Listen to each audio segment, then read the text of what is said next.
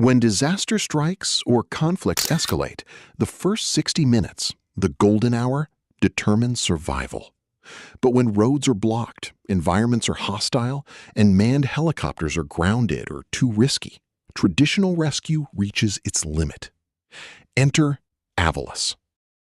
Engineered in Germany, the Avilus Grille is an uncrewed rescue platform built specifically for patient transport and tactical evacuation. Featuring a dedicated medical cabin with remote monitoring, it reaches casualties where traditional assets can't go.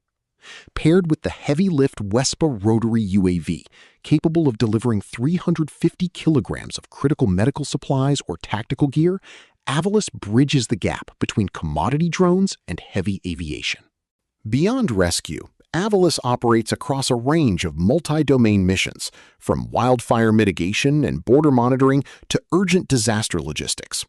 Operating under EASA Light UAS certification, Avilus provides mission-ready operational capabilities with zero upfront acquisition risk. Intelligent, certified, and fully scalable. Redefining aerial response, protecting lives without risking personnel. Follow for more.